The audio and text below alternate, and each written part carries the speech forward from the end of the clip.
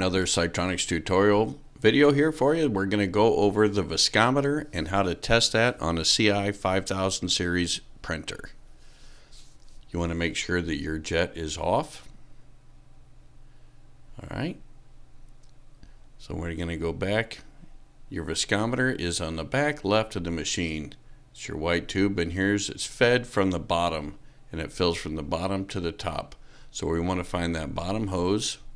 So it goes into the manifold and it gets into a push-pull fitting. So get you a towel out there ready.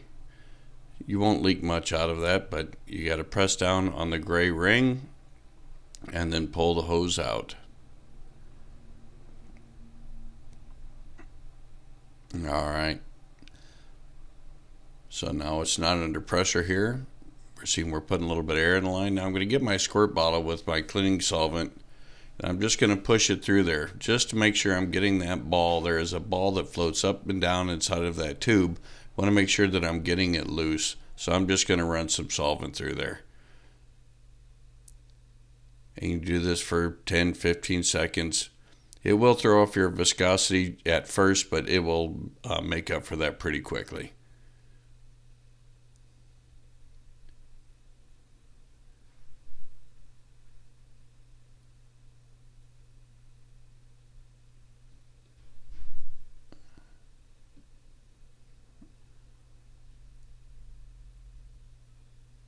Alright, once you've got that filled up in there, want to leave a little air in the line just so we can make sure when we put it back on we can see fluid moving back in there. So I put it back in the same hole.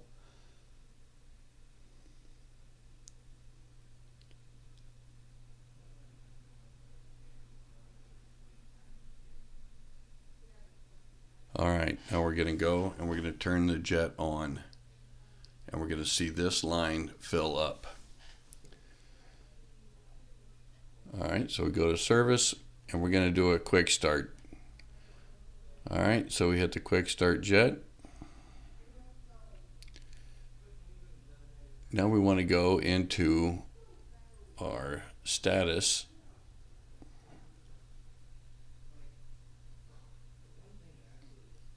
And our viscosity status.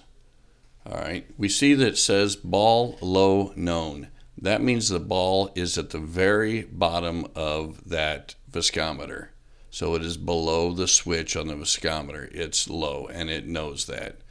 So now where it says next check, it's going to count down, and that's when it's going to do its next viscosity check. So that was going to be in 20 seconds.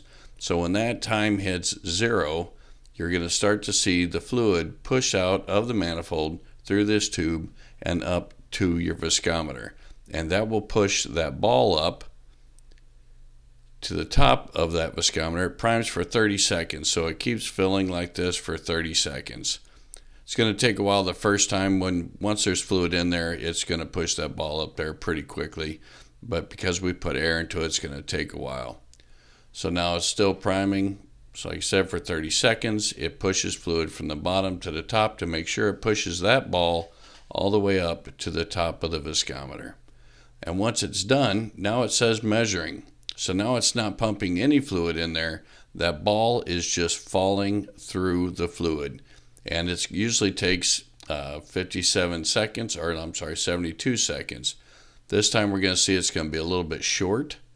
And we got a low viscosity air, all right, which is normal because we had a lot of makeup in there and it's too thin. It's wanted to be 3.6 on the set point, but we are 2.1.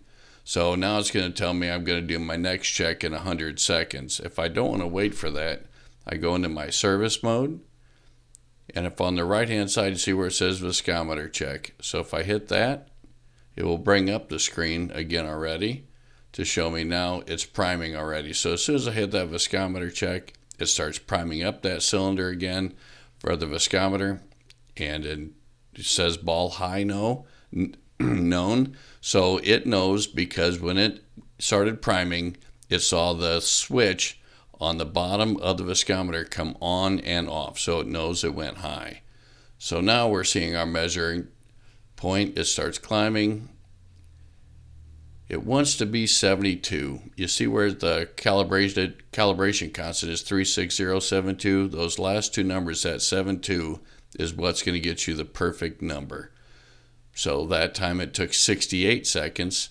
So it tells me my measured was 3.3, so I'm a little bit thinner than I want to be, so it's just not going to add any solvent. And then again, my next check is going to be in 109 seconds. You have a light on your circuit board right here, this LED.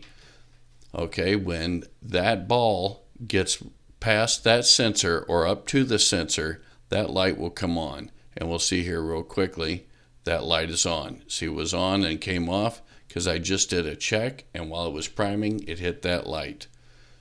So now we see where the priming is almost done. And it's going to start counting again to get your viscosity setting.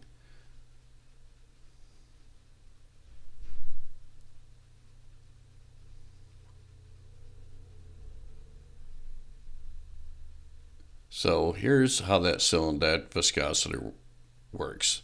So we've got down here, you've got your ball here, you've got your switch up here, and then you got your fluid entry point, which should be down here, your hose down here that's going to feed the ink inside of there, and then you've got your exit up onto the top. So when it's priming, it's going to push that ball all the way up to the top of your viscometer, and it's going to sit there. Once it is done priming that ball, and that's your switch, so when the ball gets above that switch, that's when it gives you the high known, then the ball falls down. And then once it hits there again, now that stops the time, and then your ball falls below that switch, and that's when it says ball low known. All right, again here our next check is going to be in 114 seconds. So we go in there and we can tell it to do it again. Now we're going to watch that LED just so you can see what it's doing here. So I'm going to try to hit the button while I'm watching that LED. So it should be off right now because it is low. So when I hit the check viscosity, you see it come on. So it was low and it went past the switch. While it went past the switch, it turned on, and then it turned off. It's above that switch.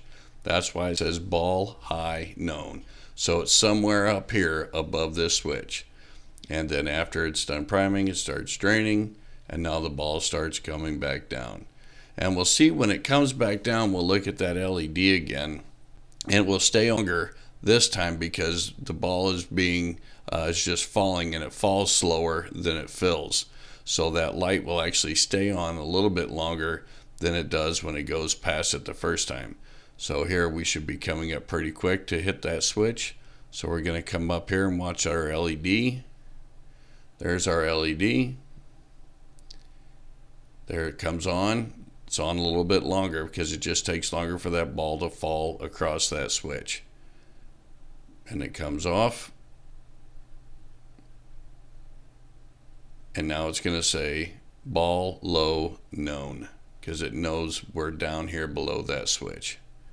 All right, I hope all that helps. Let us know if you need anything else, and we'll make a video to help you out. Thanks.